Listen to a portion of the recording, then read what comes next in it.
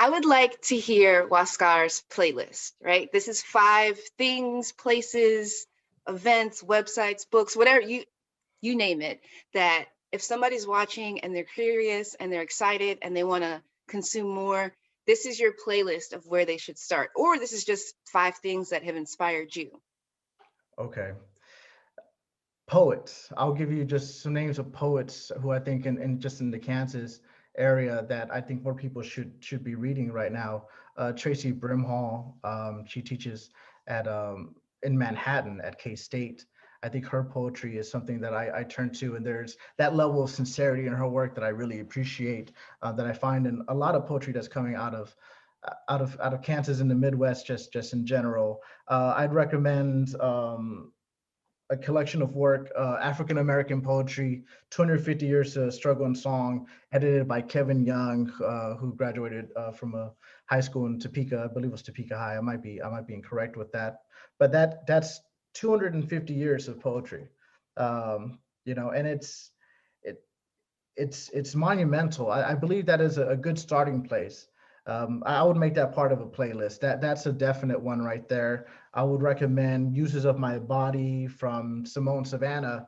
That book won the Barrel Street Poetry Prize, which was judged by Jericho Brown, who wrote The Tradition, which was a Pulitzer Prize winning poetry book.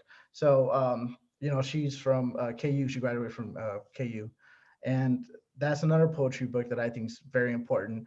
I really turn to other poets' work to be inspired, because when I see writing, then I'm like, man, man, I wish I wrote that. Like, like Yeah. that's when that's Yeah.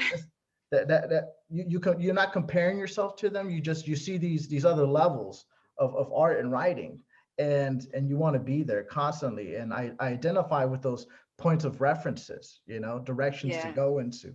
So those are, I think that's 3 right there. If I Yep. had to pick places we can't really go right now. I know. In Lawrence, I would recommend the Raven Bookstore. They have a great local collection of local poetry.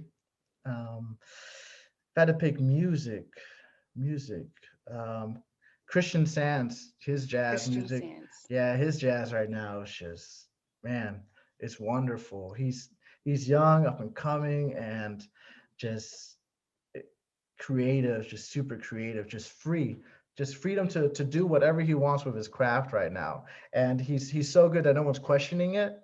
So, he's just pushing the envelope, of jazz, and I just really love it. I would put Robert Glasper in that same pot, of things that I consume regularly, Okay. and those are things I would turn to. There's a collection of poetry that I've read recently. Juan Felipe Herrera, he did Every Day We Get More Illegal, and he's the first Latinx poet laureate of the United States. Um, Oh, and his most recent work is really talking about where we are politically, and how we really haven't gone as far as we thought we have. And he approaches that head on, because you get to a certain position, you're like, yes, things are changing, but then you realize they really haven't, as much as we think they have. And he's just really honest about that in that collection of work. And I would really recommend that collection to anyone who identifies as Latino, Latinx. It's a collection to read and to absorb, and it just gives me a sense of grounding and centering when I feel frustrated, with, I think, where the political and poetic landscapes kind of intersect. yes. Yeah, because this is totally freestyling, just talking about the influences in your poetry. Do you have any political influences in your poetry? I No one has really like politically like pushed me to have a certain mindset. Hmm. But there's been poets I've read at certain times in my life that have really grounded me in my experience of my identity. And Juan Felipe Herrera is one of those poets. He's someone that has taught me that you can always question, even if you can always question where you live. It doesn't mean that you don't love the place that you live. It just means that you want better for it. So it's like that tough love experience. And so I constantly evaluate the work that I'm writing when it deals with location identity, with that lens that he provided me or gave me permission, to use of a person who loves his home but wants his home to be better.